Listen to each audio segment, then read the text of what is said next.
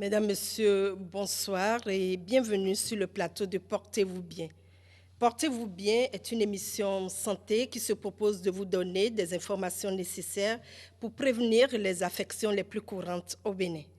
C'est un magazine bimensuel de 52 minutes composé de 6 rubriques que vous allez découvrir dans quelques instants.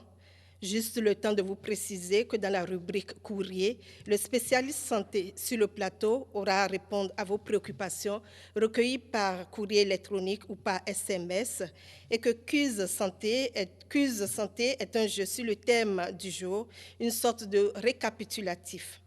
Les meilleures réponses seront tirées au sort et récompensées.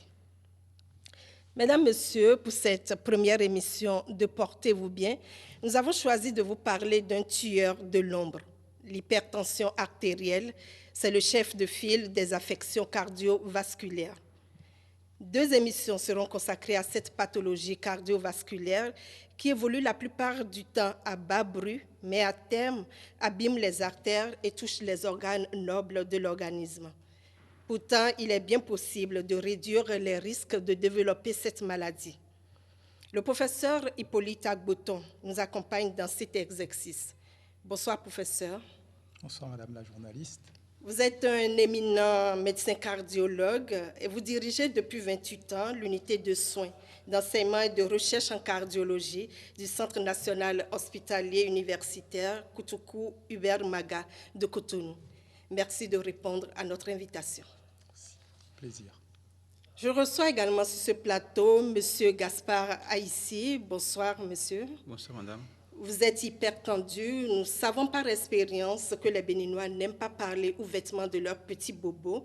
Merci de donner l'exemple en partageant avec le public votre vie au quotidien avec l'hypertension artérielle. Parce que les personnes témoins comme vous, il en faudra toujours une sur ce plateau. Merci. Merci, c'est un plaisir partagé. L'émission de ce jour sera essentiellement consacrée au diagnostic de l'hypertension artérielle. L'hypertension artérielle, qu'est-ce que c'est? C'est la question à laquelle ont répondu les Béninois que nous avons rencontrés à Cotonou. Suivons. L'hypertension artérielle, les gens disent souvent que c'est une maladie qui est quand même grave et qu'on doit chaque fois vérifier sa tension.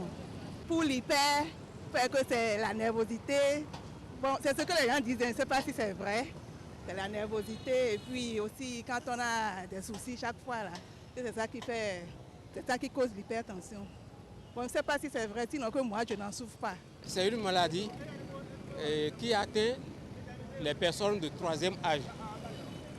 Nous sommes d'accord. Sinon, les jeunes, moi j'étais jeune, mais pour les problèmes de tension, hypertension et consorts, je n'en vais pas souffrir. Quand le sang ne circule pas bien dans les veines, dans les vaisseaux, je pense que c'est ça qui cause nécessairement cette maladie. Parce qu'à un certain âge, je pense que le sang devient un peu lourd. Et quand ça devient lourd, ça ne passe plus normalement dans les veines et consorts. Et ça fait un arrêt. C'est l'augmentation de son sang ou bien la mauvaise circulation du sang. Peut-être. Il y a d'autres fois quand les gens se fâchent vite, il y a d'autres qui se fâchent, ça amène ça, il y a d'autres qui le manger, ça dépend de ce qu'ils mangent. Vraiment, je ne m'y connais pas tout, mais c'est il paraît qu'au niveau des artères, bon, le sang, je ne sais pas, monte à autant, enfin, ce n'est pas la normale, ce que ça devait être. C'est ce que c'est vaguement de l'hypertension. Ouais, il paraît, bon, il y a le stress, il paraît aussi qu'il y a la manière dont on s'alimente.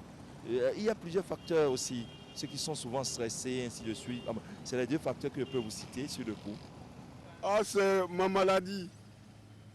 Mais le cœur qui refuse de marcher. Mais j'essaie de faire parce qu'à 70 ans, il faut essayer quelque chose. Une maladie comme toutes les autres maladies. Hypertension, c'est une maladie. J'entends parler de hypertension, mais je ne sais pas ce qui cause cette maladie. Pour prévenir toute maladie, il faut aller chez le docteur. Je ne souffre pas de ces maladies, donc pour moi ça me dit rien. Je sais que c'est la montée de la tension, mais pas plus que ça. Parce que je n'ai jamais souffert de ça. Vraiment, sincèrement, je n'ai pas cherché à savoir. C'est la montée du sang. Hein. Quand le sang est monté, donc ça donne, tu as une malaise, tout ça là. Bon, ça. Souvent, c'est une maladie que les gens attrapent qui les fatigue. L'hypertension. Je sais que c'est une maladie qui sévit beaucoup aujourd'hui. Et que si on peut avoir plus d'informations sur la maladie, ça va beaucoup nous aider. Plus d'informations sur la maladie, c'est ce que nous sommes en train de faire, professeur Agboton. Vous avez suivi ce Vox Populi, l'échantillon n'est pas représentatif, c'est vrai, mais il nous donne une petite idée de la perception que les Béninois ont de l'hypertension artérielle. Est-ce vraiment une maladie comme les autres, comme quelqu'un l'a affirmé dans cet élément que nous venons de suivre, professeur Agboton? Je vous remercie de cette question. Disons que dans le Vox Populi, nous avons entendu différentes appréciations et il est nécessaire de clarifier la compréhension que l'on doit avoir de cette maladie. Regardons ensemble, si vous voulez bien, ce petit élément qui essaye de vous indiquer sur le schéma que voici un cœur dans son fonctionnement, avec des phases de contraction et des phases de relâchement. C'est au cours de la contraction que le ventricule gauche, ici indiqué avec une coloration rouge, va propulser le sang dans cette grosse artère qu'on appelle l'aorte, et selon la pression sous laquelle ce sang va être propulsé, on dira que la pression est soit normale, soit anormalement élevée. Donc ce n'est pas une question de sang, ce n'est pas une question d'âge, c'est seulement une question de force sous laquelle le sang est propulsé dans un vaisseau qui est une artère et non pas une veine, donc dans un vaisseau qui est une artère. C'est pour ça que l'on parle de hyper. Hyper, c'est un élément qui originellement signifie excessif. Tension, parce que l'on va mesurer avec un appareil la tension de cette paroi artérielle. Et nous avons ainsi le concept d'hypertension artérielle.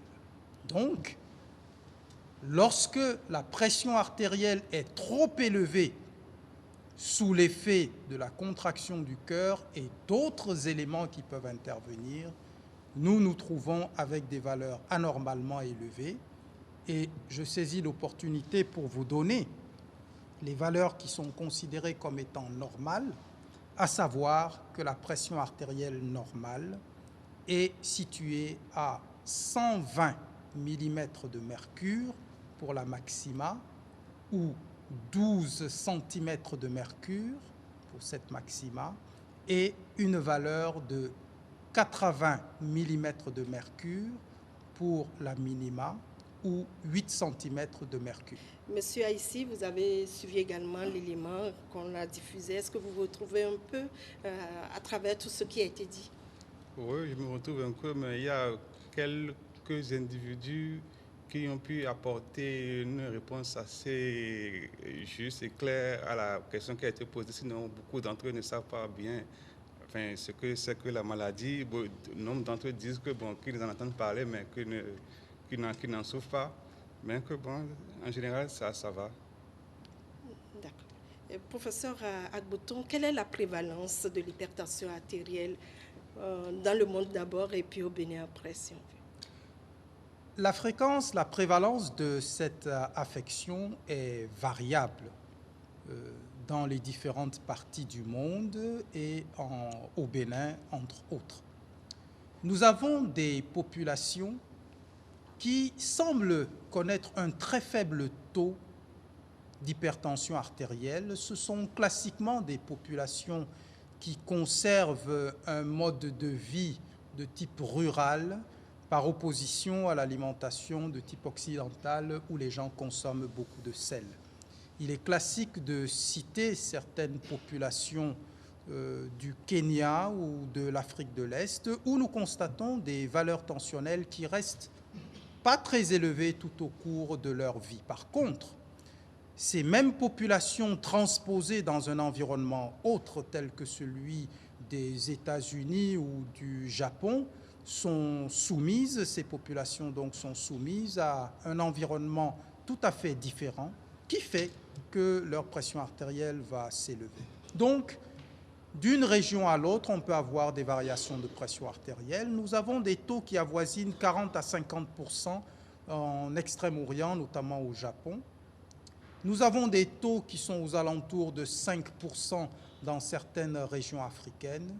Et pour le Bénin qui nous intéresse, les dernières études nous donnent une prévalence moyenne de 20% dans la population adulte, avec un petit correctif, c'est-à-dire que lorsque nous sommes avec une tranche d'âge spécifique, prenons cette tranche d'âge qui commence à 50 ans, donc à partir de 50 ans, tenez-vous bien, un Béninois sur 2 est hypertendu.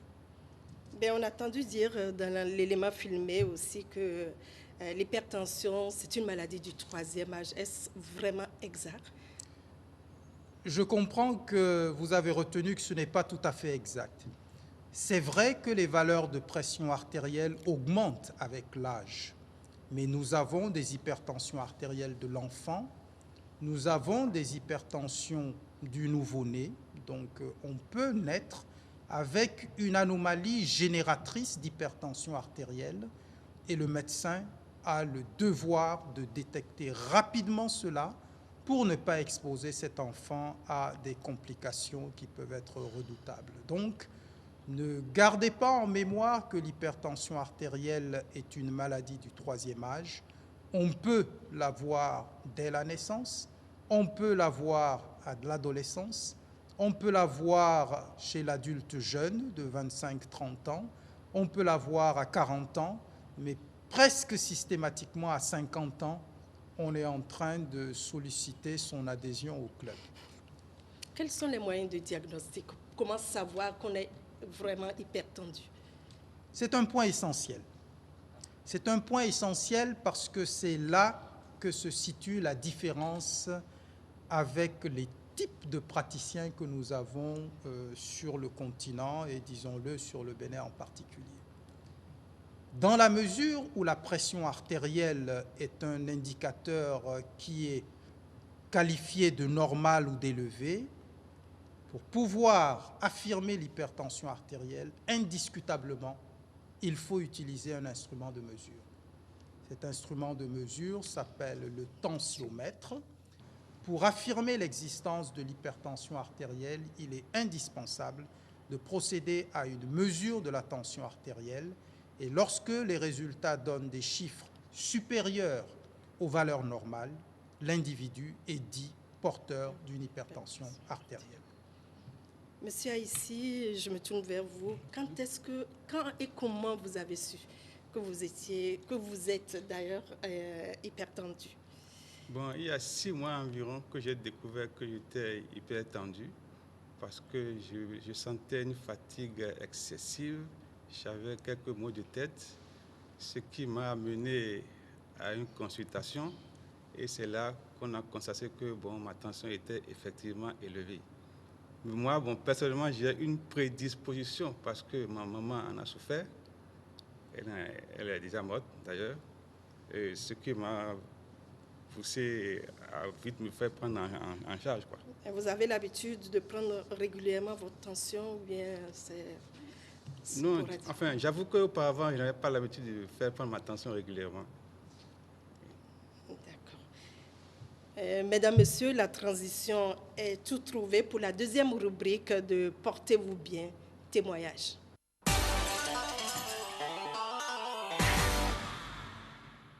Le professeur Agboton vient de nous le dire, l'hypertension n'est pas une maladie du 3e âge. On a rencontré pour vous un sujet jeune de 32 ans, hypertendu depuis 4 ans. Voici son témoignage.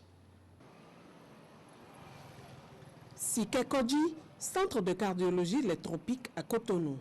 En cet après-midi du mardi 3 juin, Clotaire Degueno honore le rendez-vous donné par son cardiologue.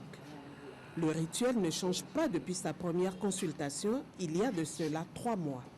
Prise des constantes, pouls, tension, poids, mensuration de la taille. Et le voilà devant son médecin traitant.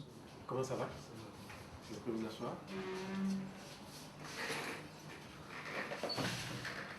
Ça va? L'examen approfondi commence. Ça va?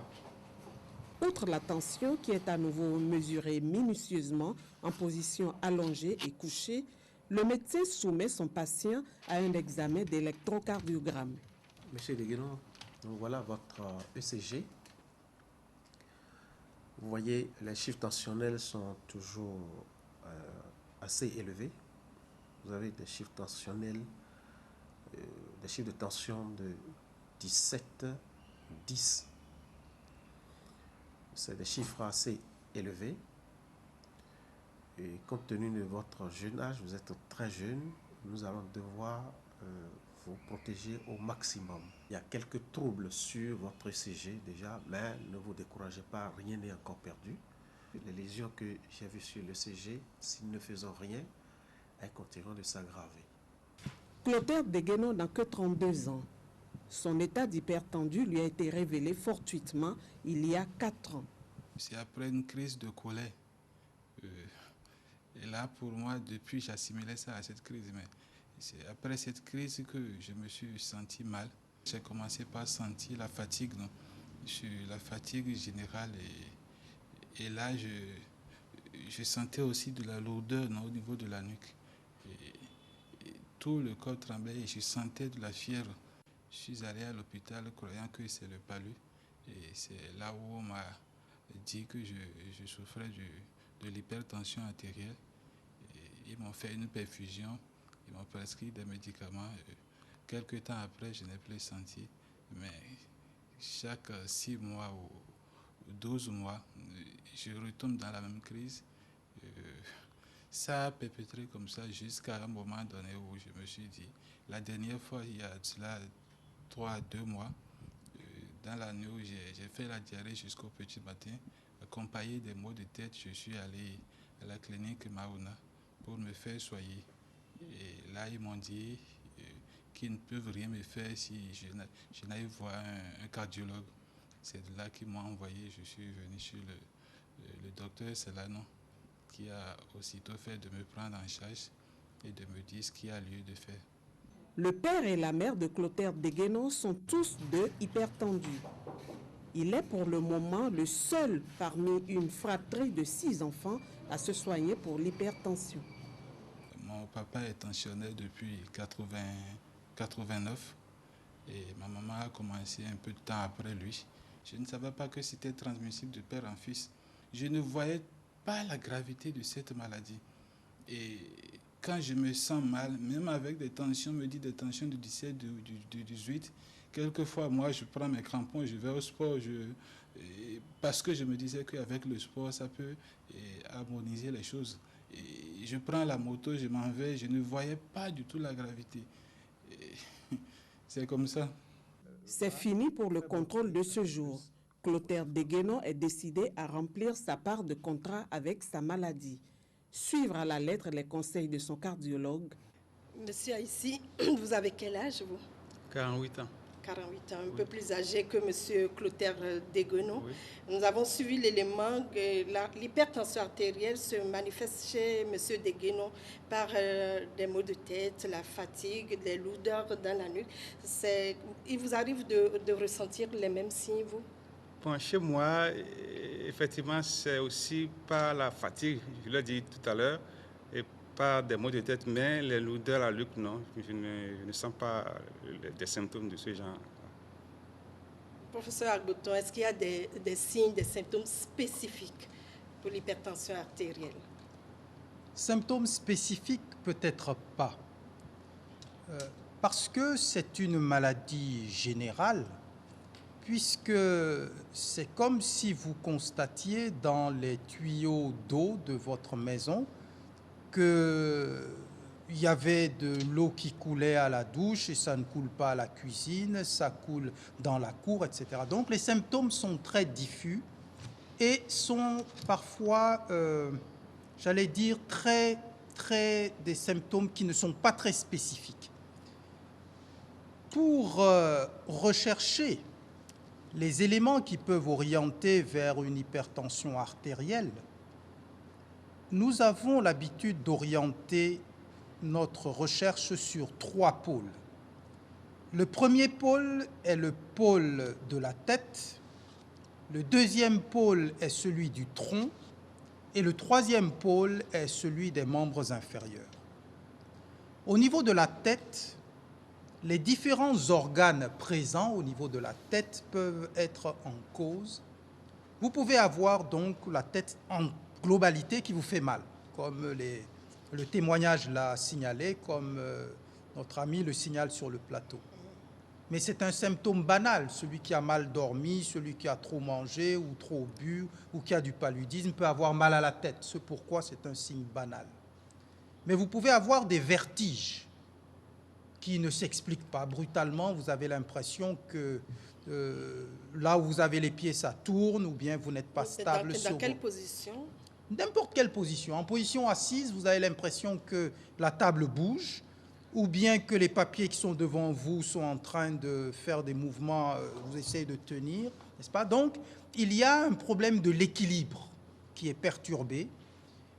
Et vous pouvez avoir des troubles visuels, c'est-à-dire que de temps en temps, vous avez l'impression qu'il y a comme une mouche qui passe devant les yeux, ou bien vous avez parfois l'impression que brutalement il fait nuit et puis ça s'éclaire à nouveau. Donc, ce sont des troubles visuels.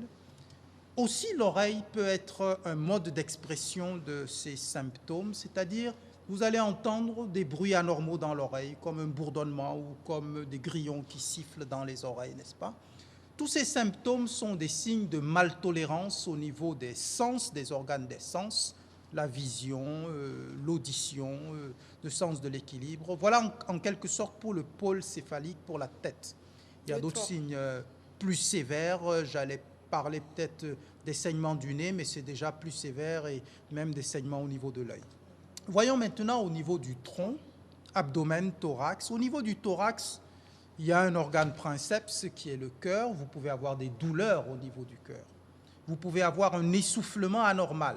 Dès que vous commencez à marcher, vous sentez que vous avez le souffle court et donc ça peut être une expression déjà, une complication au niveau du cœur de cette affection. Vous pouvez avoir au niveau de l'abdomen des douleurs, mais surtout des gènes sur le plan urinaire. C'est-à-dire que l'individu va uriner de façon anormalement fréquente dans la nuit, ou bien dans la journée, il peut être amené à uriner de façon anormale, avec une fréquence élevée, voire parfois une réduction du volume urinaire. Et puis, il y a l'atteinte des membres inférieurs au niveau des artères des membres inférieurs, qui font que l'individu, après une distance donnée, il a comme une crampe dans le membre inférieur et il est obligé de s'arrêter. Il ne comprend pas pourquoi est-ce qu'il a cela. C'est un retentissement artériel, mais c'est un signe déjà, bien entendu, très avancé. Voilà les symptômes assez courants et pas spécifiques de la maladie hypertensive, mais qui sont déjà symptomatiques d'une complication. Mais les signes que vous avez cités là, ce sont des signes qui doivent nous alerter, nous amener à consulter normalement. Bien entendu, ces symptômes devraient amener, puisque ce n'est pas normal, à interroger un agent de santé. Mais plus simplement encore, si l'individu avait l'habitude de regarder sa tension artérielle, on le dira à la fin peut-être au moins une fois par an, il se rendrait compte, peut-être qu'avant de s'être énervé, qu'il avait de la tension depuis quelques 3 ans ou 4 ans, n'est-ce pas? Donc ça, c'est une règle. Éviter d'attendre peut-être ces symptômes qui sont déjà des complications à minima. Les autres complications plus sévères sont les complications cardiaques, les complications rénales et les complications artérielles périphériques. Mais M. Degueno a dit, bon, je ne savais pas que la maladie était transmissible. Est-ce que l'hypertension est héréditaire, professeur Agouton? Parce que M. Aïssi aussi a parlé de ses antécédents familiaux. Héréditaire à 100%, c'est difficile de l'affirmer, mais héréditaire indiscutablement, c'est-à-dire que chacun est le fils de son père et de sa mère, n'est-ce pas? Donc, et aucun individu ne peut exister sans son père et sa mère, donc forcément on lui transmet quelque chose. On est content d'avoir un héritage de valeur très élevée, mais il y a des héritages négatifs. Et disons que globalement, entre 10 et 15% des hypertendus ont une hérédité familiale, que ce soit chez le père ou que ce soit chez la mère, et nous devons systématiquement rechercher cela.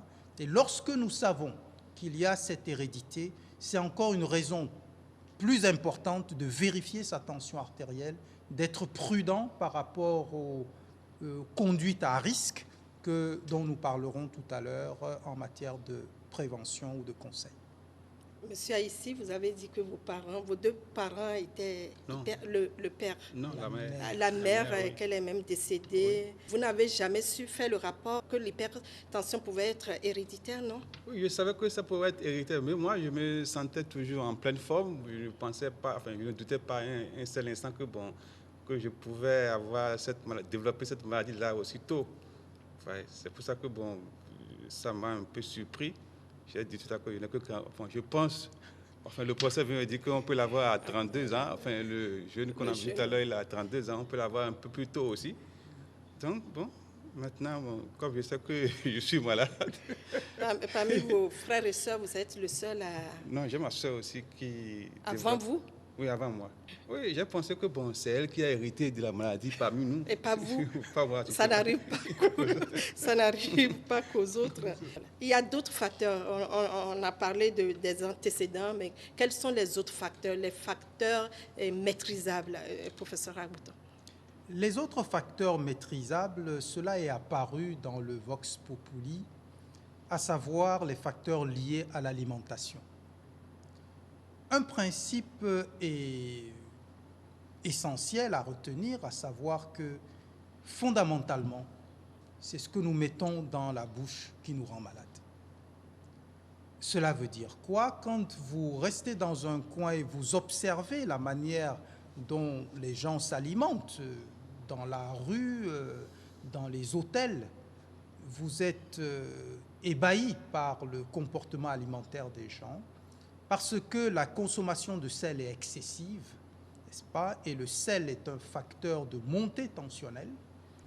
Le stress, c'est-à-dire le travail dans des conditions où on donne libre cours à une force que l'on pense être saine, c'est-à-dire on veut s'affirmer par la voix ou par l'opposition que l'on va porter à quelqu'un d'autre, ça c'est des conditions de travail, de stress, ou bien quand on veut trouver 25 heures dans 24 heures de la journée. C'est urgence signalée, tout travaux cessant, il faut remettre cela. Ça, c'est des conditions de stress. Et fondamentalement, ce sont des éléments qui interviennent pour faire apparaître une pression artérielle élevée chez beaucoup de sujets qui ont des responsabilités, que ce soit dans le public ou dans le privé.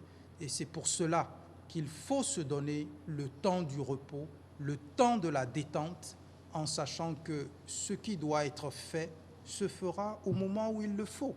On peut, par exemple, prendre 15 minutes de repos dans la journée et ne pas être en train de travailler non-stop de 8 heures jusqu'à 4 heures du matin. Quand bien même le patron vous soumet à un stress où on vous réprimande violemment, vous avez le droit de vous excuser pour aller au petit coin.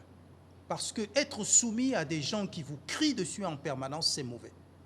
Donc voilà des attitudes qui permettent en quelque sorte de se protéger un tout petit peu de cela. Mais il faut auparavant être conscient que c'est parce que nous sommes dans ces situations à risque qu'il faut pouvoir se protéger. Monsieur Deguenon a parlé de la colère. C'est parce qu'après une crise de colère que les symptômes se sont manifestés. Est-ce que la colère fait monter la tension, la pression artérielle? Indiscutablement. La colère fait monter la pression artérielle. La colère peut être une circonstance de découverte de l'hypertension artérielle, mais cette hypertension existait auparavant. Et c'est ainsi que lorsque l'on circule dans la ville, que l'on entend les gens klaxonner à tout bout de champ, circonstance de stress, parce que tout le monde ne supporte pas le klaxon, que ce soit celui d'un camion ou d'une voiture, tout le monde ne le supporte pas. Ou bien les agressions verbales qui se voient dans les marchés ou dans la rue. Je ne veux pas stigmatiser une catégorie socio-professionnelle, mais à chaque fois, c'est frappant. Et on a envie d'aller mesurer la pression de ces personnes parce qu'on leur dirait, mais imaginez-vous que vous pouvez immédiatement tomber parce que votre pression est trop montée avec ces circonstances de risque que vous adoptez avec les agressions verbales, les agressions sonores, etc. Mais Monsieur Deguenon ne présente pas encore de complications, mais on sait que maltraité ou insuffisamment traité, l'hypertension artérielle entraîne à terme des complications graves. Quelles sont les complications majeures de l'hypertension artérielle, professeur Aboutou? Les plus spectaculaires sont ce que les gens appellent la crise, c'est-à-dire l'hémiplégie, la paralysie brutale, n'est-ce pas, d'une moitié du corps. Je dis une moitié du corps parce que c'est très parlant, ça correspond à l'expression de lésions au niveau du cerveau. On appelle cela l'accident vasculaire cérébral, que les gens abrègent en AVC. On appelle cela encore ACV, c'est-à-dire accident cérébrovasculaire. Ce que cette appellation met en exergue, c'est que premièrement, c'est un accident, c'est-à-dire ça ne prévient pas, ça survient subitement. Deuxièmement, c'est un vaisseau, notamment une artère du cerveau qui est l'objet donc des dégâts, et par voie de conséquence, le tissu cérébral sous dépendance de cette artère qui va souffrir et donc amputer une fonction périphérique, une fonction au niveau du corps, que ce soit une fonction de motricité, c'est-à-dire du mouvement, ou bien la sensibilité, ou même la fonction de veille, c'est-à-dire que lorsque le cerveau ne peut plus maintenir cette action de veille, l'individu tombe dans le coma. Cela à la suite donc de cet accident vasculaire cérébral. C'est le plus spectaculaire. Et cet élément mérite donc que l'on prévienne l'hypertension artérielle et que l'on fasse en sorte que lorsqu'elle est identifiée aussi, qu'elle soit prise correctement en charge. À côté de ces complications sur le plan neurologique et cérébral, il y a des complications rénales, puisque l'hypertension artérielle peut créer des dégâts au niveau du rein et conduire l'individu vers une insuffisance rénale, c'est-à-dire une baisse de capacité du rein à jouer son rôle habituel de nettoyeur de l'organisme. Nous pouvons avoir d'autres complications liées à l'hypertension artérielle. Il s'agit donc de complications vasculaires au niveau des artères périphériques. On a parlé tout à l'heure donc de ces difficultés à la marche qui imposent l'arrêt à cause de cette douleur. Et j'ai gardé pour la bonne bouche, bien entendu, les complications cardiaques, parce qu'elles existent. Ces complications cardiaques sont faites d'abord de ce que nous appelons l'insuffisance cardiaque, c'est-à-dire que le ventricule qui est chargé de pulser le sang sous une pression normale, lorsque vous lui imposez un travail excessif, c'est-à-dire une pression anormalement élevée, vous le fatiguez plus vite. C'est ce que j'explique vulgairement aux patients en disant que si vous mettez un carburateur d'une 2 chevaux dans un camion de 32 tonnes, si ça démarre, ça ne va pas aller plus loin qu'1 mètre. Donc c'est exactement ce même excès d'effort que l'on impose au cœur et forcément, à un moment, il commence à donner des signes de faiblesse qui vont se traduire par un essoufflement, mais qui peuvent se traduire aussi par une détérioration de la fonction circulatoire du cœur avec des douleurs cardiaques pouvant conduire jusqu'à la crise cardiaque et peut-être même la mort subite. Et à côté, enfin, de ces lésions qui sont celles de l'insuffisance cardiaque et de l'infarctus du myocarde, vous avez des troubles du rythme, des palpitations, qui sont en rapport avec un excès d'excitabilité du ventricule et qui peuvent être source de mort subite. En tout état de cause, lorsque un individu s'effondre subitement et qu'il est entre 40 et 50 ans, nous savons que là, le tueur de l'ombre a signé. Mais il y a des maladies qui s'associent à l'hypertension pour, comme vous me l'avez dit, pour constituer une association de malfaiteurs. On va parler un peu de ces maladies-là. C'est exact. Cela rentre dans le cadre de l'évaluation du risque cardiovasculaire global d'un sujet porteur d'une hypertension artérielle. Parce que l'hypertension artérielle est un élément qui expose l'individu à des complications neurologiques, cardiaques, des membres inférieurs, etc., des complications rénales aussi. Mais l'hypertension peut s'associer à d'autres situations anormales telles que le diabète. Et nous savons là aussi que le diabète doit être systématiquement recherché chez le sujet hypertendu, notamment à partir de l'âge de 40 ans, puisqu'il s'agit du diabète de l'âge mûr, comme il est communément appelé. Donc, c'est un élément qui s'associe pour aggraver l'hypertension artérielle. Il y a d'autres situations telles que l'excès de poids. L'excès de poids, c'est un signe d'aisance en milieu africain, en milieu béninois en particulier, mais c'est un ennemi de la santé cardiovasculaire. Si vous observez ceux qui sont en charge de la santé cardiovasculaire des populations, vous n'en verrez pas beaucoup qui ont un excès de poids, parce qu'ils savent le risque qu'ils courent. Il y a d'autres facteurs qui s'associent à l'hypertension artérielle. C'est la consommation excessive d'alcool, la consommation excessive ou la consommation de tabac et la sédentarité. C'est le type d'individu qui suppose ou qui pense qu'il est arrivé au sommet de la gloire ou de la richesse et qui voudrait même que sa voiture le conduise jusqu'au pied de son lit, la voiture étant climatisée, bien entendu, la chambre étant climatisée.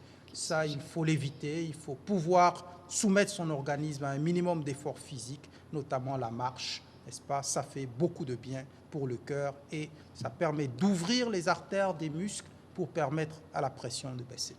Monsieur, ici, vous avez déjà eu à faire face à ces genres de complications. Cela fait seulement 6 mois que vous avez découvert. Ça fait effectivement 6 mois seulement que j'ai découvert que je suis malade. Et ce qui fait que je suis à la lettre les conseils que mon médecin traitant me donne. Alors bon, je n'ai pas encore atteint ces niveaux de complications-là. Professeur Ragoton, combien de fois il faut mesurer sa tension? Est-ce qu'il faut mesurer de temps à autre sa tension ou bien il y a une périodicité fixe? Bien, la mesure de la tension artérielle fait partie des évaluations systématiques de son état de santé et je pense que lorsque l'individu est dans une unité de production, dans son centre de travail, normalement, on doit au moins une fois par an, à l'occasion de la visite systématique des travailleurs, vérifier la pression artérielle de ses agents au travail. Lorsque la femme doit accoucher, normalement, elle fait l'objet d'une mesure de la pression artérielle, n'est-ce pas? On n'accouche pas tous les ans, mais en tout cas, ça fait partie des éléments de surveillance de la grossesse. Mais en dehors même de ces situations, quand on n'est ni agent de la fonction publique, ni femme devant avoir une grossesse, il est recommandé de contrôler sa pression artérielle au moins une fois par an pour s'assurer au moins qu'elle est normale, n'est-ce pas? Et lorsqu'on va la trouver anormale, à ce moment, il faut se rapprocher d'un agent de santé afin de pouvoir recevoir les conseils sur ce qu'il y a lieu de faire et ce qu'il y a lieu d'éviter. Est-ce qu'il faut avoir un tensiomètre à la maison, dans sa boîte à pharmacie? Le tensiomètre, c'est l'élément de mesure donc, de la pression artérielle, mais je pense que ça serait difficile à mettre en œuvre une telle recommandation parce que, bon, si on n'est pas hypertendu, acheter un matériel pour l'utiliser une fois par an, ça peut être un peu de gaspillage. Mais par contre, on peut très bien se présenter dans un centre de santé et puis dire, bon, je veux connaître mon poids, ma taille, ma tension artérielle, et je crois que c'est quelque chose de tout à fait qui peut être conseillé. Enfin, si je peux me permettre, à quel moment de la journée il faut prendre sa tension artérielle pour être sûr d'avoir la tension réelle, normale? La mesure normale. Je pense qu'on peut prendre la pression artérielle à tout moment de la journée, à jeun ou après avoir mangé, parce que lorsque la pression artérielle est normale, certaines circonstances vont la faire monter discrètement. Mais pour affirmer une hypertension artérielle, lorsqu'elle est discrètement élevée, on recommande 2 à 3 mesures de la pression artérielle au cours d'une même consultation, et cela doit être confirmé par 2 ou 3 autres consultations. Donc on ne risque pas normalement, si l'on respecte les consignes en matière de mesure de la pression artérielle, on ne risque pas de surtraiter quelqu'un qui n'est pas hypertendu. Donc il ne faut pas que ce soit un argument pour empêcher l'individu de mesurer sa pression artérielle, si c'est à midi que son boulot lui permet de le faire, ou si c'est à 6 heures du matin que ça permet de le faire. Il faut le faire. Tant que les chiffres sont dans des valeurs normales, il n'y a aucun problème. Maintenant, quand on est dans le camp opposé, c'est-à-dire qu'on a l'hypertension artérielle, bon, ben là, on commence à respecter les consignes en matière d'hygiène de vie et en matière de prise médicamenteuse pour pouvoir contrôler cette pression artérielle qui doit permettre à l'individu de vivre toutes les situations que la vie peut lui imposer. Le sommeil, la douche, la natation, la course, la vie familiale, les devoirs conjugaux, etc. N'est-ce pas? Donc il faut que l'individu ait une pression artérielle qui lui permette de vivre. Il ne doit pas devenir un paria de la société. N'est-ce pas? Donc voilà comment ça doit être conçu. Merci.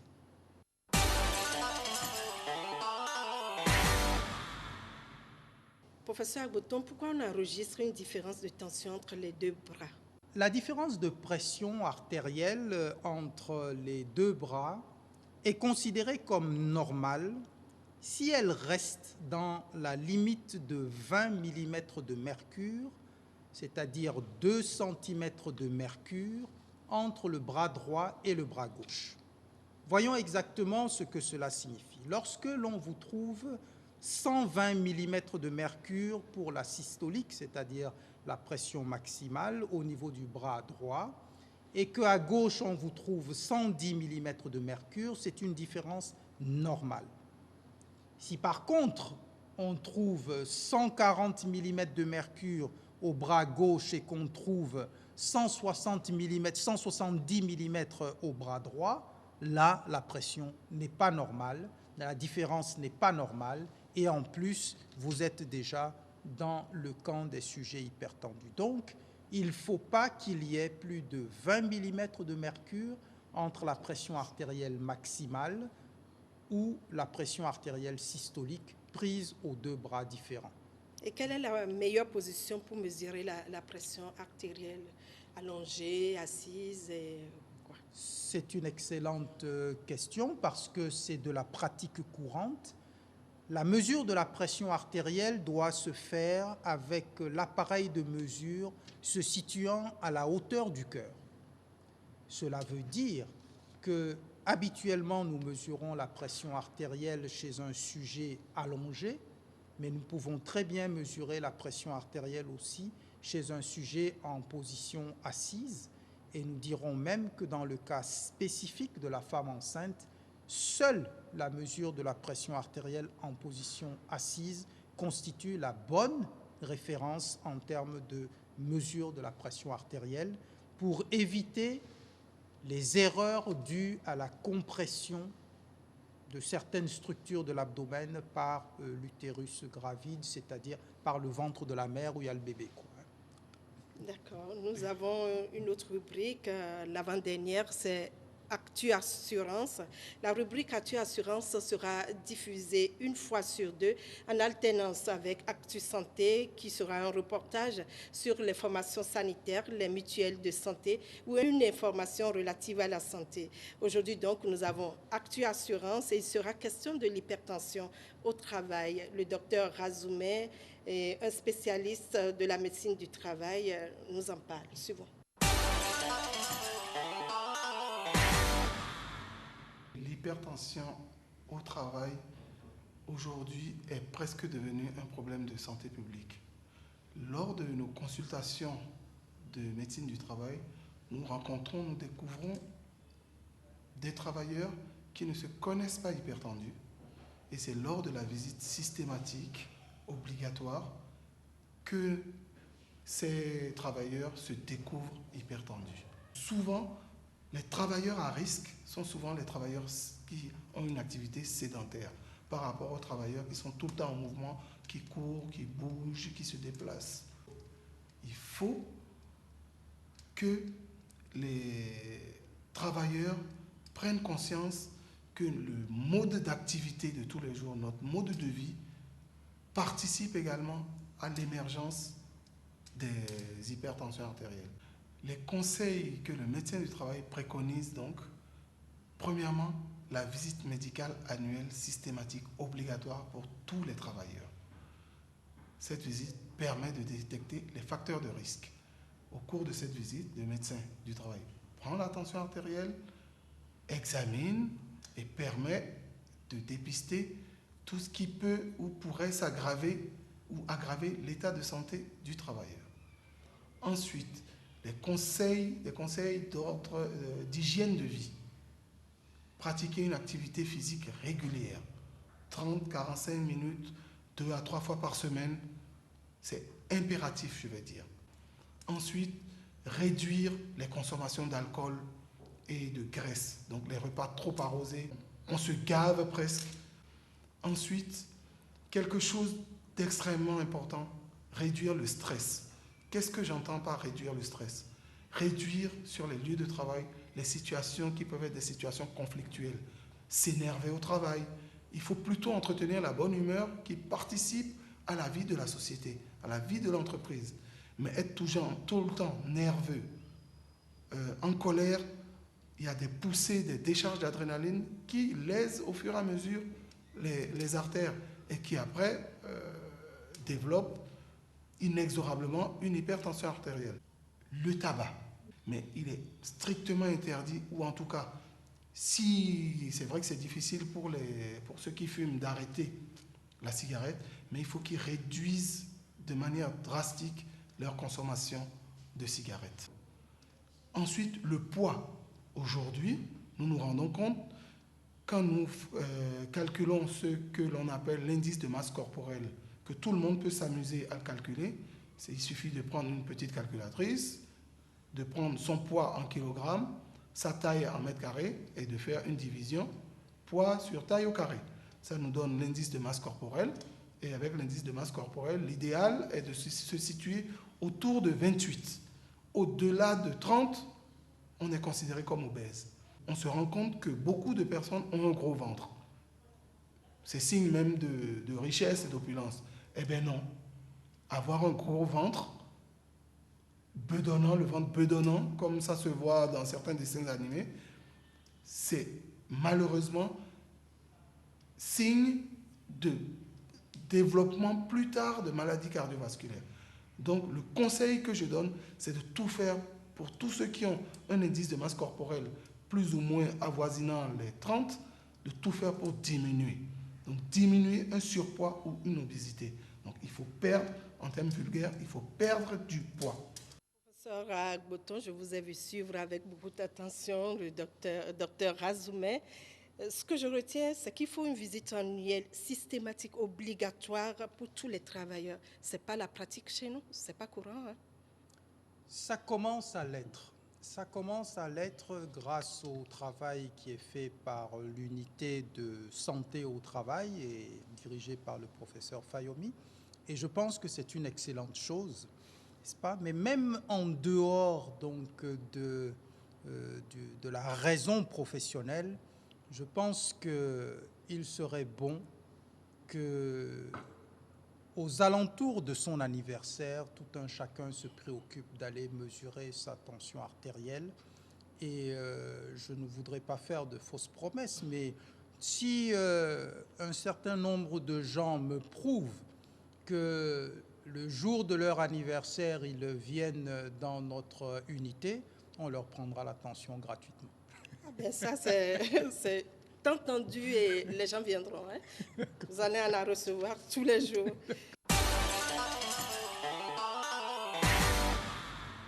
Mesdames, Messieurs, comme je le disais en début d'émission, la rubrique Quiz Santé est une sorte de récapitulatif de l'émission en cours et qui s'achève. Et cette évaluation se fera à travers les réponses aux questions suivantes.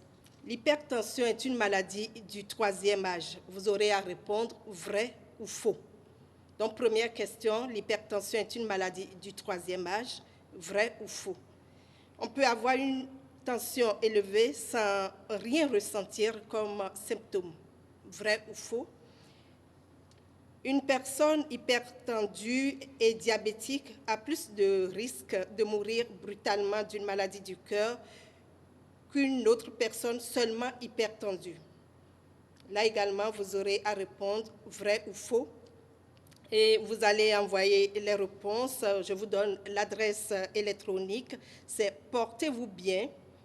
C'est en minuscule @yahoo.fr. Et puis le numéro du SMS, c'est 97 97 89 49. Je reprends, l'adresse électronique, c'est portez-vous bien @yahoo.fr. Et le numéro du SMS, c'est 97 97 89 49. Mesdames, Messieurs, nous voici au thème de cette émission sur le diagnostic de l'hypertension artérielle. On retient qu'on peut faire de l'hypertension à tous les âges, que le risque augmente après 50 ans, que l'hypertension artérielle ne présente pas de symptômes spécifiques. Il est donc recommandé de mesurer sa pression artérielle au moins une fois l'an. Le professeur vient de le dire, à son anniversaire, pourquoi pas, et ce sera fait gratuitement au CNHU, à l'unité de cardiologie. Dans 2 semaines, nous parlerons des mesures thérapeutiques de l'hypertension artérielle, traitement, régime et prévention de l'hypertension artérielle, à NCA Bénin, qui nous accompagne tout au long de cette émission et qui est notre partenaire principal sur l'émission Portez-vous bien. Merci de nous avoir suivis et portez-vous bien.